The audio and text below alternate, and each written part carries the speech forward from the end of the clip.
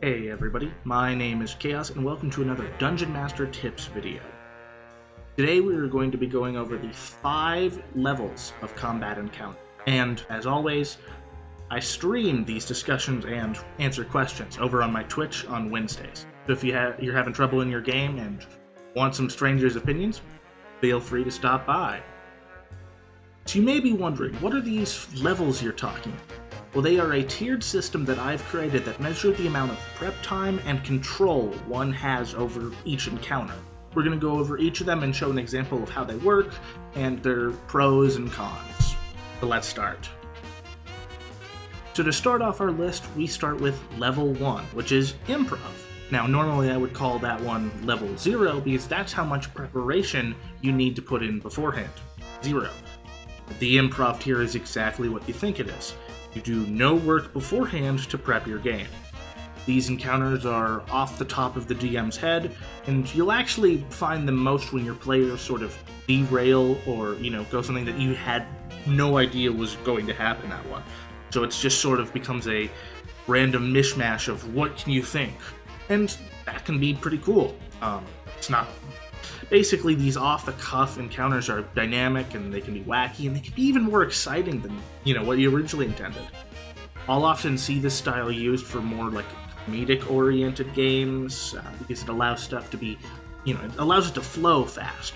If some joke or idea doesn't land, well, it's replaced very quickly, because it's off the top of your head. Any example of that one is kind of hard to do, because you have to improv it. The one I think of most is the idea of, you just tell your players, well, you find yourselves at a Denny's. Because, nothing like that. Level 2 is what I call simplistic prep. It's fairly light when it comes to prep, clearly, but it allows you to have some idea of what's ahead.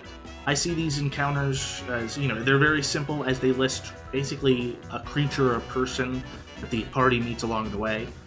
You might want to add a stat block to them in case your party gets a little murder hungry, but you don't have to if you don't want to.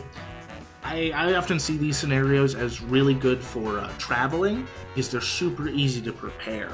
You just write that down and the end is open, so anything can happen.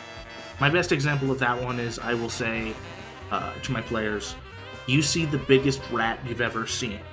And then I describe the rat as about the size of maybe a horse, probably smaller, maybe a dog size, and it's looking for food.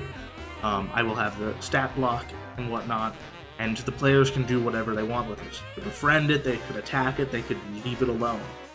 And it's a really simple option if you don't have a lot of time.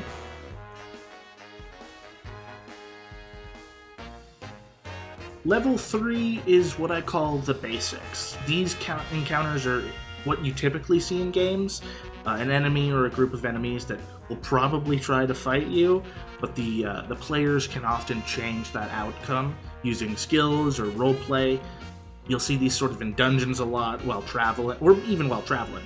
As they are, as the name suggests, they're basic. They're the bread and butter of tabletop games.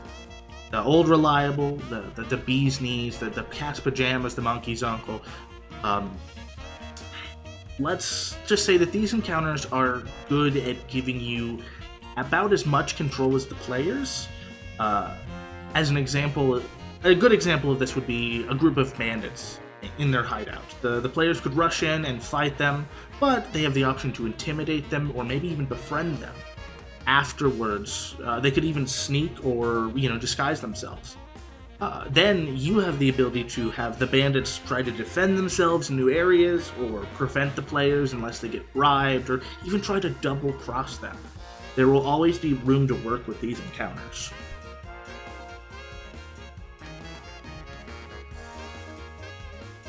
Level 4 is scripted with variation. This level is for when you need to have stuff happen, but you also want to allow your players to change little things.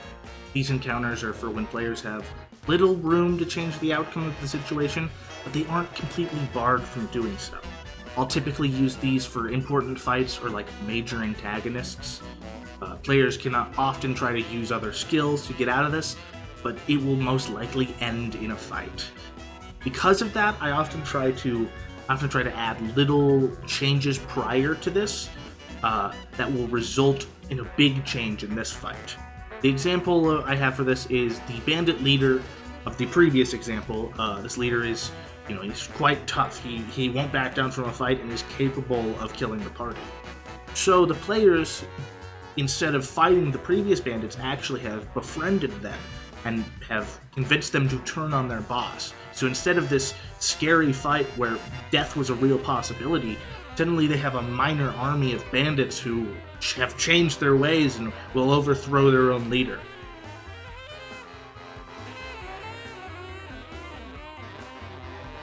And lastly is level 5, railroading. You know it, you've heard it before, it's the unmoving train that is known as railroading your players.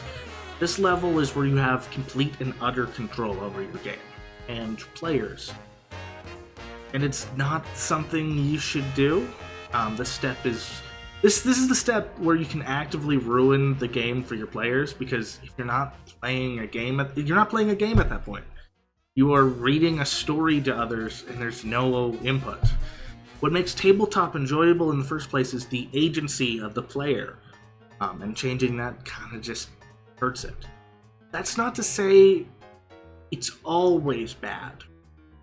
Most of the time it's bad, but sometimes you can use railroading to have large decisions in your world or large changes that the players don't actually have any control over.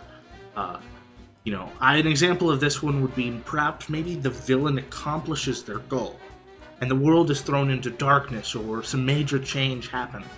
The players didn't have any choice to, stop this, so now they live in this new world and that can change. Now they have a new goal to stop that. So those are my 5 levels of combat encounters. They range from nothing to full control, and they all have certain places in a game. You'll probably find all of them playing through a campaign. And the answer is they have some good and they have some bad. Once you know exactly what they are, it helps you prepare on when is best to use them. You don't want to have a railroaded fight when you're on the road traveling, because then it's no longer a game. But you don't want complete improv when you're in the final boss's dungeon, because it will feel a little bit messy. If you liked what you saw and like to see more, just know I stream over on Twitch on Wednesdays, on days devoted entirely to Dungeons & Dragons advice and discussion. Other than that, subscribe if you haven't, and have yourself a good day. Thanks again, and see ya.